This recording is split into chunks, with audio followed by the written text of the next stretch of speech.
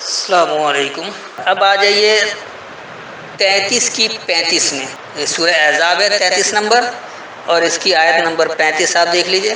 یہاں پر بھی یہ لفظ آیا ہے صائمین و صائمات، جس سے یہ لوگ روزہ رکھنے والے اور روزہ رکھنے والی کرتے ہیں۔ یہ آیت ہے ان المسلمین والمسلمات والمؤمنین والمؤمنات والقانتین والقانتات والصادقین والصادقات والصابرین والصابرات والخاشعین والخاشعات والمتصدقین والمتصدقات والصائمین والصائمات والحافظین فروجهم والحافظات والذاکرین اللہ کثیرا والذاکرات اعد اللہ لهم مغفرۃ واجرا عظیما۔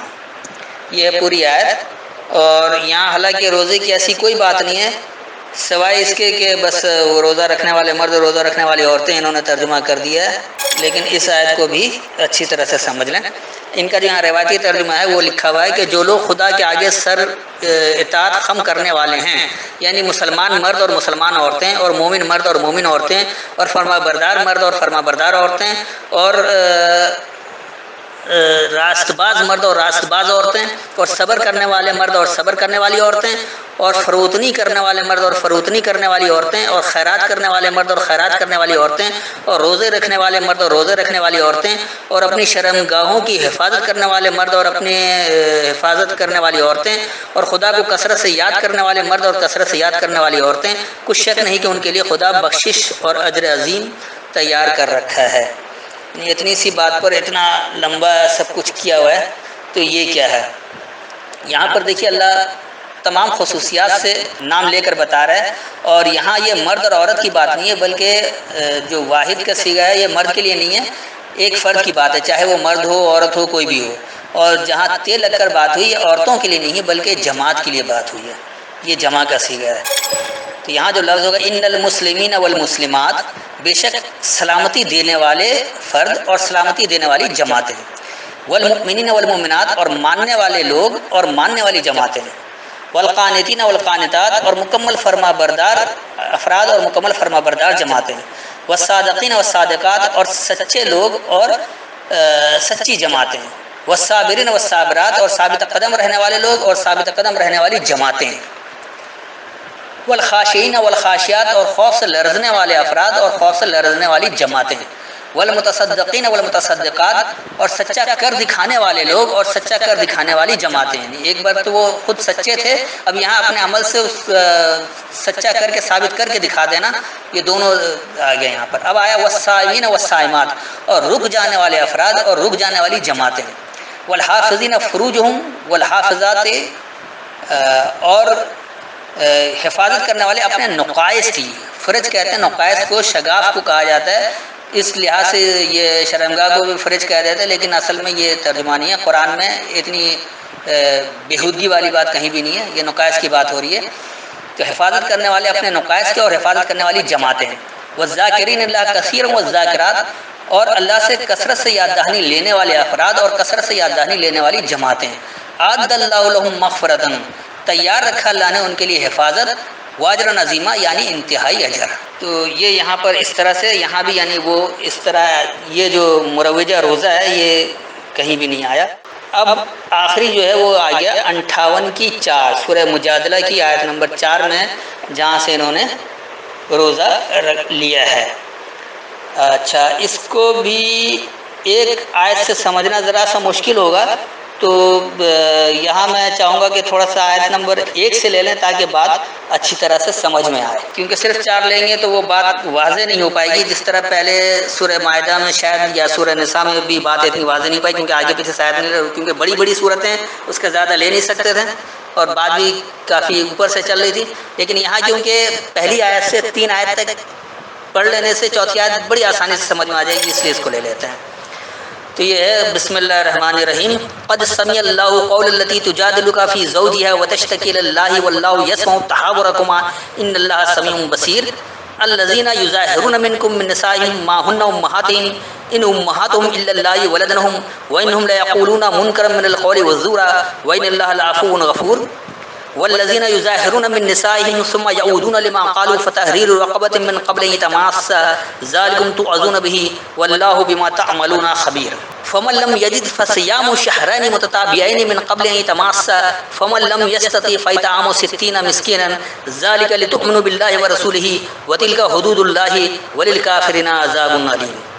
اب جو ان کا ترجمہ ہے کہ اے پیغمبر، جو عورت تم سے اپنے شوہر کے بارے میں بحث و جدال کرتی اور خدا سے شکایت رنج و ملال کرتی تھی، خدا نے اس کی التجا سن لی اور خدا تم دونوں کی گفتگو سن رہا تھا، کچھ شک نہیں کہ خدا سنتا دیکھتا ہے۔ جو لوگ تم میں سے اپنی عورتوں کو ماں کہہ دیتے ہیں وہ ان کی مائیں نہیں ہو جاتی، ان کی مائیں تو وہی ہیں جن کے بطن سے وہ پیدا ہوئے، بے شک وہ نامعقول اور جھوٹی بات کہتے ہیں اور خدا بڑا معاف کرنے والا اور بخشنے والا ہے۔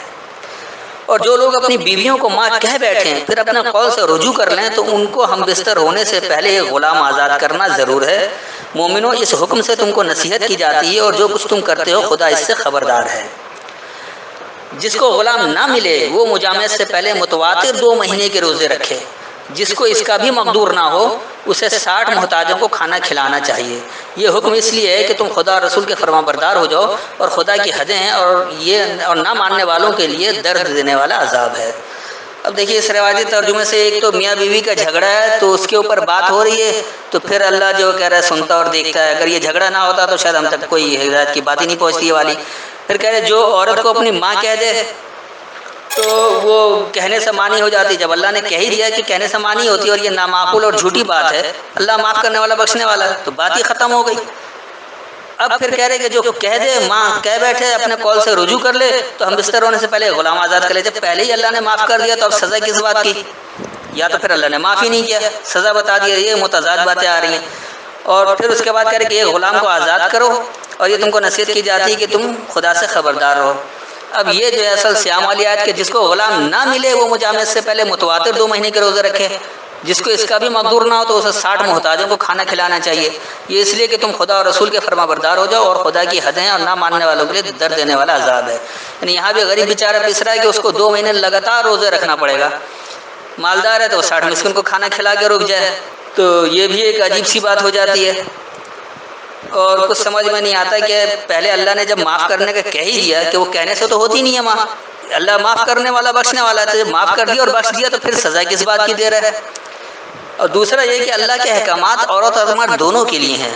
اگر کسی نے اپنی بیوی کو ماں کہہ دیا تو اس کے لیے اگر یہ ان کے ترجمے کو وقتی طور پر مان بھی لیں کہ واقعی ایسا ہے، تو اگر کوئی بیوی اپنے شوہر کو باپ کہہ دے اس کے لیے کیا سزا ہوگی؟ وہ کہیں پورے قرآن میں ذکر نہیں ہے، تو کیا اللہ کوئی ادھورا نامکمل حکم دیتا ہے؟ اب آئیے ان آیتوں کو سمجھتے ہیں کہ یہ کیا ہے۔ قد سمع اللہ قول اللتی، یقینی اللہ سنتا ہے بات وہ جو کہ، یہ اللتی عورت کے لیے نہیں ہے بلکہ بات کے لیے ہے، کیونکہ بات مؤنث ہے اس لیے اللہ کہہ رہا ہے کہ یقینی اللہ سنتا ہے بات وہ جو کہ تجادلک، تم جدل کر رہے ہو، تم بحث برائے بحث کر رہے ہو۔ جدل کہتے ہیں بحث برائے بحث کو، اور اگر بحث برائے دلیل ہو تو وہ حج ہو جاتا ہے۔ اور تم جدل کس سے کر رہے ہو؟ فی زوجہا، اپنے ساتھیوں میں، ضروری نہیں کہ بیوی سے بات ہو رہی ہے، ایک مرد دونوں دوست ہیں آپس میں وہ بھی بحث کر سکتے ہیں، باپ بیٹا بھی بحث کر سکتے ہیں، ماں بیٹی بھی کر سکتی ہے۔ یعنی زوج جو ہے جوڑے کو کہا جا رہا ہے، تو یہ ضروری نہیں کہ میاں بیوی والا ہی جوڑا ہو، یہ کوئی سا بھی جوڑا ہو سکتا ہے۔ تو یقینی اللہ سن رہا ہے بات وہ جو کہ تم بحث برائے بحث کر لو اپنے ساتھیوں میں، وتشتکی اللہ، اور شکوہ کر رہے ہو اللہ کی طرف۔ جیسے آج ہم لوگ شکوہ کرتے ہیں کہ نمازیں پڑھ رہے ہیں، روزے رکھ رہے ہیں، حج کر رہے ہیں، سب کچھ کر رہے ہیں، دنیا بھر میں ذلیل و خوار، پھر بھی مسلمان ہو رہے ہیں، تو یہ اللہ کی طرف شکوہ ہی ہے نا۔ تو اس شکوہ سے بہتر آپ اپنے عمل کی قرآن سے توثیق کر لیں کہ واقعی جو کچھ آپ کر بھی رہے ہیں وہ صحیح ہے یا نہیں۔ اگر آپ شکوہ کرنے کے بجائے اصلاح کر لیں تو آپ کو بات سمجھ میں آ جائے گی کیا کچھ ہے۔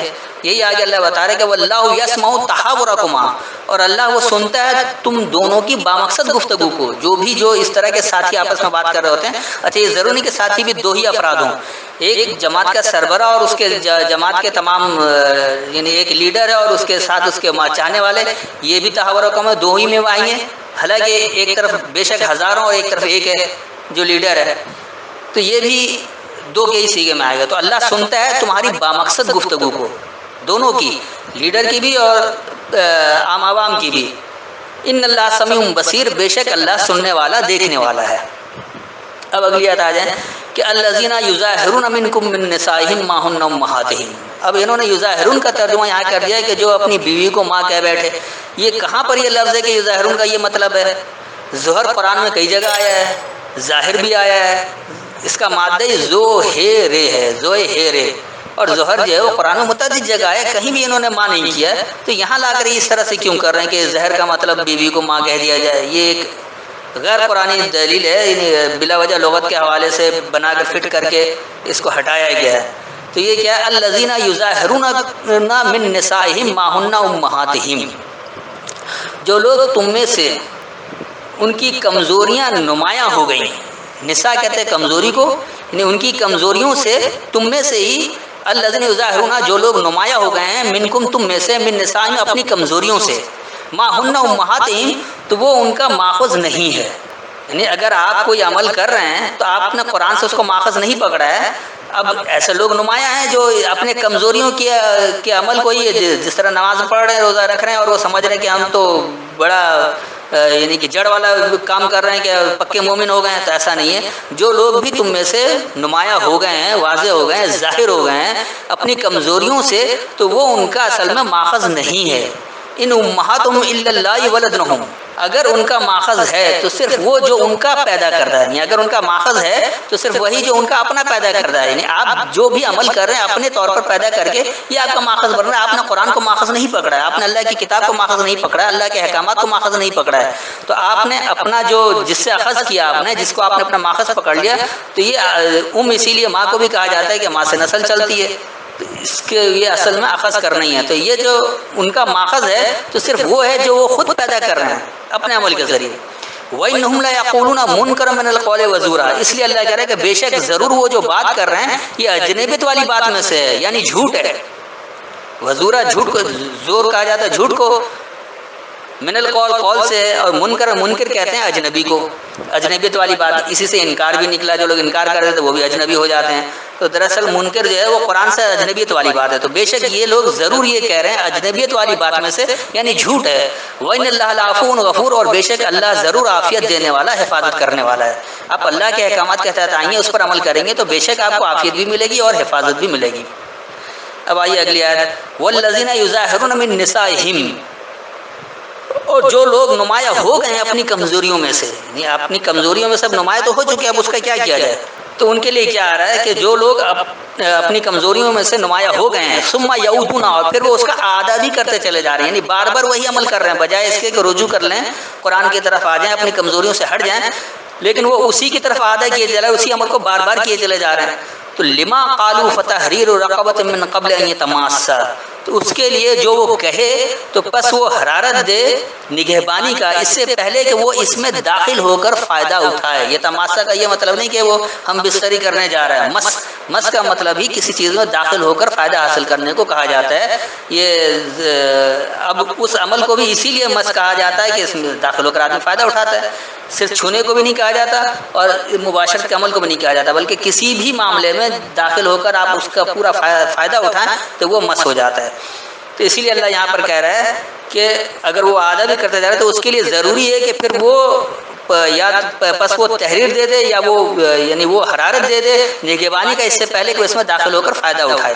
ذالکم توعظون بہ، اور یہی تمہیں واعظ کیا جا رہا ہے اس کتاب کے ذریعے. یعنی یہی تمہیں نصیحت کے ذریعے اللہ تمہیں واعظ کر رہا ہے، اللہ تمہیں حکم بتا رہا ہے اس کتاب کے ذریعے. واللہ بما تعملون خبیر، اور اللہ اس کو جو تم عمل کرتے ہو خبر رکھنے والا ہے. اب یہ آئیے جہاں سے انہوں نے روزہ لیا ہے کہ فمن لم یجد فصیام شہرین متتابعین من قبل ان یتماسا، پس جو کوئی نہ پائے بس وہ رکا رہے دونوں صورتحال سے متواتر. یہ دونوں صورتحال کون سی آئی؟ ایک تو یہ کہ وہ اپنی کمزوریوں میں نمایاں ہوا اور اس نے اسی کو اپنا ماخذ سمجھ لیا ہے، حالانکہ وہ اس کا اپنا پیدا کردہ ہے، تو وہ بات ہی اجنبیت والی ہے اور جھوٹ والی ہے.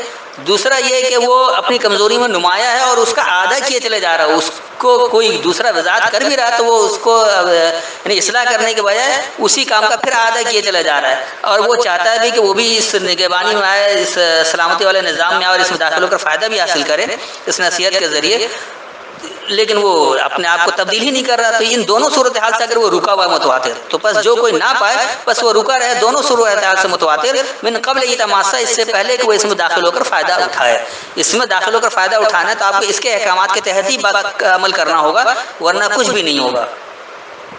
فمن لم یستطع، تو بس جو کوئی تم میں سے جلد اطاعت کر لے. یہ استطاعت یہ اردو والا نہیں ہے کہ جس کے پاس طاقت ہو استطاعت ہو، بلکہ اطیعوا اسی سے آیا ہے. تو بس جو کوئی تم میں سے جلد اطاعت کرے فاطعام 60 مسکینا، تو بس وہ ضروریات زندگی دے ٹھہرائے والوں کو آسانی کے ساتھ. 3 جو ہے یہ انہوں نے تو 60 کر دیا فوراً کہ 60 مسکین کو کھانا کھلائیں. تام ضروریات زندگی کو کہا جاتا ہے. اچھا 60 کا مادہ جو سین لگتا ہے جلدی کے لیے، جیسے یعلم وہ جانتا ہے، سیعلم جلد وہ جان لے گا یا جلد اسے علم ہو جائے گا. تو اسی طرح یہ قرآن میں آیا والتین والزیتون، پورے قرآن میں اور کہیں 3 نہیں آیا. تو والتین سے ہی یہ 60 ہے. اب آ جائیے ذالک لتؤمنوا باللہ ورسولہ، تو وہی تمہارے ماننے کے لیے اللہ کو اور اس کے پیغام دینے والے کے ذریعے. یعنی اللہ کو آپ مان رہے کس کے ذریعے؟ اس کے پیغام دینے والے کے ذریعے. پیغام دینے والا اس کے قرآن سے ہی، اس کی کتاب سے ہی پیغام دے. جب وتلک حدود اللہ، اور یہ اللہ کی حدیں ہیں. یعنی اللہ نے اپنی حد بتا دی کہ یہ اللہ نے جو آپ کے لیے حد مقرر کر رکھی ہے یہ اللہ نے نمایاں کر دیا. وللکافرین عذاب علیم، اور انکار کرنے والوں کے لیے دردناک سزا ہے. تو یہ تھی وہ تمام آیتیں جو صیام کی قرآن کے اندر موجود تھی اس سورہ بقرہ کے علاوہ. تو یہ آج صیام کے سلسلے کا درس تو مکمل ہوا. اب تیسرا جو سلسلہ ہوگا وہ سوال جواب کا ہے کہ آپ لوگوں کا جو بھی سوال ہے آپ اس میں ڈال دیں، اس کا جواب دیا جائے گا. تو وہ بھی انشاءاللہ 1-2 دن کے اندر ہی جلد ہی دے دیا جائے گا. کوئی جب تک ہو سکتا ہے کچھ نئے سوال بھی آ جائیں اس کو بھی دیکھ لیں گے. وآخر دعوانا الحمدللہ رب العالمین.